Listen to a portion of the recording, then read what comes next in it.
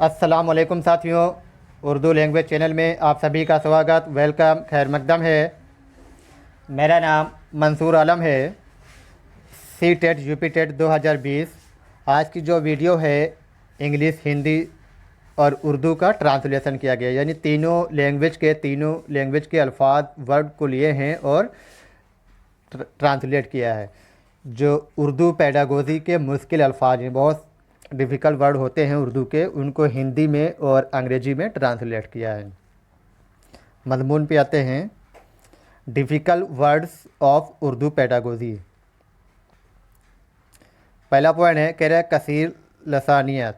कसीर लसानियत का मतलब होता है बहुभाषिक, मल्टीलिंगुअलिज्म, जिसको अंग्रेजी में मल्टीलिंगुअलिज्म कहते हैं, हिंदी में बहुभाषिक, उर्दू में कसीर लसानियत। यानी कक्षा में बहुत सारे कई भाषा के बच्चे होते हैं, इसको कसीर लसानियत कहा जाता है। अगला पॉइंट है जामे क्लासरूम, यानी समावेशी कक्षा। जामे क्लासरूम क्या होता है? इंक्लूसिव क्लासरूम, यानी एक कक्षा है, उस एक कक्षा में एक साथ फिज़िकल हैंडीकैप भी बच्चे हैं और नॉर्मल भी बच्चे हैं। इन सब को एक साथ एक समय पर शिक्षा दी जाती है एक ही क्लासरूम में। उसको क्या कहते हैं? समावेशी कक्षा कहते हैं। उर्दू में जामे क्लासरूम कहते हैं। अगला पॉइंट है तहतानिया व फ़ौकानिया। तहतानिया होता है दर्जा 1 से दर्जा 5 तक, और फ़ौकानिया होता है दर्जा 6 से 8 तक, यानी प्राथमिक व उच्च प्राथमिक। अंग्रेजी में कहेंगे प्राइमरी, अपर प्राइमरी। तहतानिया और फ़ौकानिया उर्दू में कहते हैं। अगला पॉइंट है जखीरे अल्फाज। जखीरे अल्फाज क्या होता है? जखीरे अल्फाज का मतलब होता है वोकेबुलरी, शब्दकोश, यानी बहुत सारे शब्दों का भंडार मस्तिष्क में होना चाहिए, जिसको शब्दकोश उर्दू में जखीरे अल्फाज कहते हैं। अगला है पॉइंट है तरीक़े तदरीस। तरीक़े तदरीस क्या होता है? तरीक़े तदरीस होता है शिक्षण विधि, जिसको अंग्रेजी में कहते हैं टीचिंग मेथड। जो हमारा टीचिंग मेथड होता है उसको उर्दू में तरीक़े तदरीस कहते हैं। अगला पॉइंट समी बसरी अशिया, यानी दृश्य श्रव्य सामग्री। दृश्य श्रव्य सामग्री, इसको हिंदी में कहते हैं दृश्य श्रव्य सामग्री, अंग्रेजी में ऑडियो विजुअल एड्स। यानी दृश्य श्रव्य सामग्री का मतलब यह होता है बच्चों के कॉन्सेप्ट के क्लियर करना है। हमें बच्चों के, जब टीचिंग करते हैं, टीचर होता है क्लास में, तो उनके कॉन्सेप्ट को क्लियर करने के लिए ऑडियो, वीडियो, विजुअल, ये दृश्य श्रव्य सामग्री का प्रयोग करके अच्छे से समझा देते हैं, ताकि इससे बच्चों को जल्दी समझ में आता है। इन सब विधि का प्रयोग करना चाहिए। जामे व मुसलसल तशख़ीस। जामे व मुसलसल तशख़ीस, इसका मतलब होता है ये जामे व मुसलसल तशख़ीस, CCE, यानी सतत व व्यापक मूल्यांकन। सतत व व्यापक मूल्यांकन अंग्रेजी में कहते हैं कंटिन्यूअस एंड कम्प्रिहेंसिव एवोल्यूशन। अगला है बच्चा मरकूज़। बच्चा मरकूज़ का मतलब होता है बाल केंद्र, यानी चाइल्ड सेंटर, यानी बच्चे को जो शिक्षा देना है, एनसीएफ का मानना है कि बच्चे को केंद्र में रखकर शिक्षा देना है। मादरी जबान, ये भी एनसीएफ का मानना है कि बच्चे को जो भी भाषा देना है वो मादरी जबान में शिक्षा देना है, यानी उसकी जो मातृभाषा है, मदर टंग जो है, मदर टंग अंग्रेजी में मदर टंग, हिंदी में मातृभाषा, मादरी ज़ुबान उर्दू में कहते हैं। मादरी ज़बान में ही हर एक बच्चे को हमें शिक्षा देना है, ताकि उसका माहौल उस अच्छे से जल्दी से सीख सके अपनी ज़बान में। फिर तलफ़ुज़। तलफ़ुज़ का मतलब होता है प्रोनाउंसिएशन, यानी उच्चारण।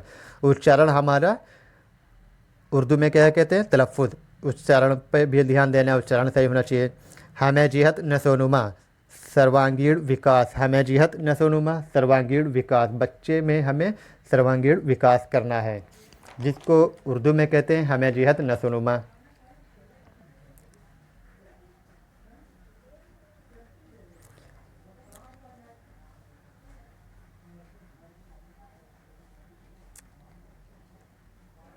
अगला है फितरी तरीक़ेकार। फितरी तरीक़ेकार का मतलब होता है नेचुरल मेथड। जो तरीका है फितरी तरीक़ेकार, इसको हिंदी में कहते हैं प्राकृतिक विधि। फितरी तरीक़ेकार उर्दू में, हिंदी में प्राकृतिक विधि, अंग्रेजी में नेचुरल मेथड।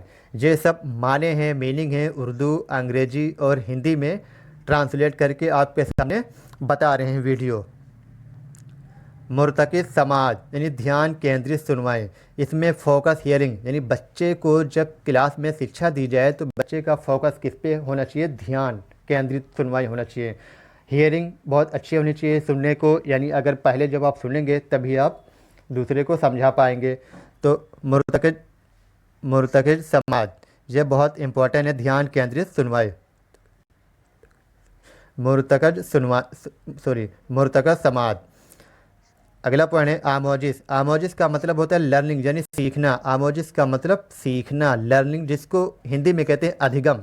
उर्दू में आमोजिस, अधिगम, लर्निंग, अंग्रेजी में सीखना। दरसी किताब का मतलब ये होता है पाठ्य पुस्तक, यानी बच्चों को जो प्राइमरी तक होते हैं बच्चे, कक्षा 5 तक, उनको दरसी ही किताब, टेक्स्ट बुक ही पाठ्य पुस्तक पर निर्भर होता है। मुस्तनद, ये यहाँ पे मुस्तद लिखे है, मुस्तनद है। ये मुस्तनद का मतलब होता है विश्वसनीय। हमें बच्चे को जो शिक्षा देने हैं वो मुस्तनद होनी, विश्वसनीय हो यानी ऑथेंटिक हो। यानी छोटे क्लासों में ये मुस्तनद नहीं होती है, बड़े क्लासों की ये है शिक्षा, विश्वसनीय, ऑथेंटिक। मुस्तनद उर्दू में कहते हैं मुस्तनद।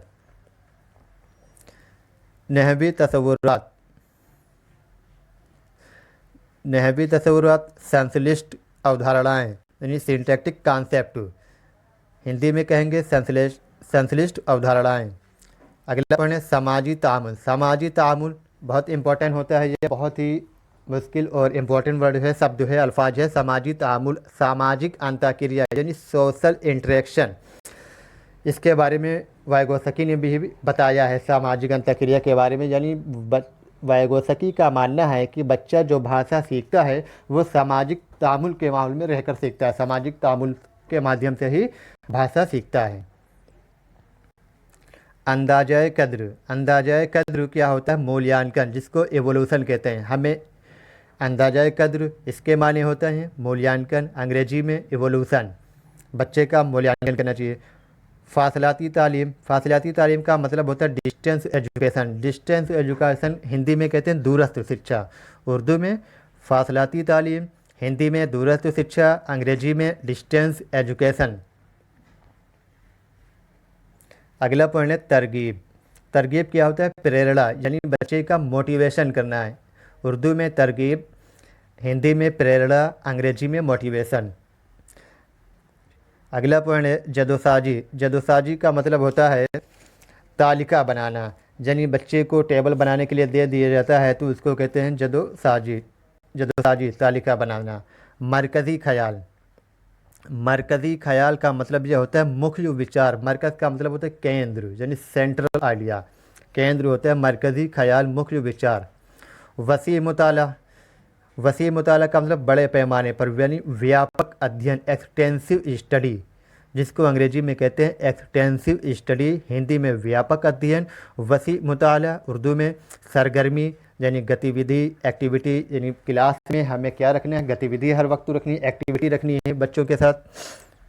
फितरीपन क्या होता है, सहजता, हिंदी में कहते हैं सहजता, नेचुरलनेस, अंग्रेजी में नेचुरलनेस। फितरीपन, सहजता, अंग्रेजी में नेचुरलनेस। मालूमात की मुंतकली यानी अधिगम स्थानांतरण, यानी लर्निंग ट्रांसफ़र, हमने जो सीखा है उसको क्या करना है, ट्रांसफ़र करना है, स्थानांतरण करना है, इसको कहते हैं मालूमात की मुंतकली। मालूमात की मुंतकली कहा जाता है उर्दू में, मालूमात की मुंतकली। हिंदी में अधिगम स्थानांतरण, लर्निंग ट्रांसफ़र, जो सीखा है उसको आगे स्थानांतरित कर देंगे, ट्रांसफ़र कर देंगे और दूसरा सीखेंगे। ये होता है जो सीखो वो दूसरे को सिखाओ। तो अगला पॉइंट है ताबीरियाती का मतलब होता है व्याख्यात्मक, इंटरप्रेटिव, ताबीरियाती, व्याख्यात्मक। कौमी दर्सियात का खाका, इस पे हमने एक वीडियो भी प्रोवाइड कर चुके हैं, आपको मिल जाएगी, देख लेना यूट्यूब में, इसमें लिंक भी डाल देंगे। कौमी दर्सियात का खाका की वीडियो की लिंक डाल देंगे इस वीडियो में। राष्ट्रीय पाठ्य नीचे डिस्क्रिप्शन में मिलेगी। राष्ट्रीय पाठ्यचर्या की रूपरेखा, कौमी दर्सियात का खाका उर्दू में कहते हैं, अंग्रेजी में NCF हिंदी में राष्ट्रीय पाठ्यचर्या की रूपरेखा। एनसीएफ का फुल फॉर्म क्या होता है? National curriculum framework. National curriculum framework NCF 2009 बहुत ही इम्पोर्टेंट है एनसीएफ, जिसको हिंदी में राष्ट्रीय पाठ्यचर्या की रूपरेखा, उर्दू में कौमी दर्सियात का खाका कहा जाता है। कौमी दर्सियात का खाका। खर्द तदरेस। खर्द तदरेस का मतलब होता है सूक्ष्म शिक्षण यानी माइक्रो टीचिंग। माइक्रो टीचिंग होती है एक, जिसको हिंदी में सूक्ष्म शिक्षण कहते हैं, उर्दू में खर्द तदरेस। तफहीमी सवालात। तफहीमी सवालात क्या होता है? यानी बोधात्मक प्रश्न।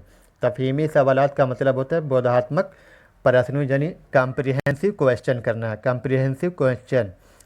तफहीमी सवालात, बोधात्मक प्रश्न। अगला है तमहीदी सवालात। तमहीदी सवालात का मतलब होता है प्रस्तावना प्रश्न यानी इंट्रोडक्शन क्वेश्चन। ये बहुत ही इंपॉर्टेंट है, तमहीदी सवालात, प्रस्तावना प्रश्न। अगला पॉइंट है इस्तिक़राई तरीका। इस्तिक़राई तरीका का मतलब होता है आगमन विधि। क्या होता है? आगमन विधि। इंडक्टिव मेथड, अंग्रेजी में कहते हैं इंडक्टिव मेथड, हिंदी में आगमन विधि, उर्दू में इस्तिक़राई तरीका। ये बहुत इंपॉर्टेंट है, हर एग्ज़ाम में, सीटेट, यूपी टेट एग्ज़ाम में, ऑल टेट एग्ज़ाम में ये पूछा जाता है। हिंदी लैंग्वेज में, उर्दू, इंग्लिश, तीनों भाषाओं में ये मिलेगा। उर्दू में कहते हैं इस्तिक़राई तरीका, आगमन विधि। आगमन विधि का मतलब होता है यानी example to rule. Example to rule, इसमें बच्चे को पहले एग्जाम्पल दिया जाता है, बाद में रूल बताया जाता है। और ये जो पॉइंट है इस्तिख़राजी तरीका, ये लिखा हुआ है इस्तिख़राजी तरीका। इस्तिख़राजी तरीके में क्या होता है? इसको हिंदी में कहते हैं निगमन विधि यानी डिडक्टिव मेथड। इसमें पहले रूल बताया जाता है यानी रूल टू एग्जाम्पल। इसमें रूल टू एग्जाम्पल चलते हैं, बच्चे को पहले रूल बताएंगे, बाद में एग्जाम्पल। इस्तिक़राई तरीका, आगमन विधि, इस्तिख़राजी तरीका, निगमन विधि। तख़य्युल। तख़य्युल क्या होता है? यानी विचार, आइडियाज़, जो हमारे विचार हैं, जो आइडियाज़ हैं, उसको उर्दू में तख़य्युल कहते हैं। चैनल को लाइक करें, शेयर करें और सब्सक्राइब करना ना भूलें। अगर उर्दू लैंग्वेज चैनल को अभी तक सब्सक्राइब नहीं किया है तो आप सभी लोग उर्दू लैंग्वेज चैनल को सब्सक्राइब कर लीजिए और ज़्यादा से ज़्यादा वीडियो को शेयर करें। डिस्क्रिप्शन में एनसीएफ और सीसीई की भी वीडियो आपको मिल जाएंगी। इंशाअल्लाह कल अगली वीडियो प्रोवाइड करेंगे। अल्लाह हाफिज़।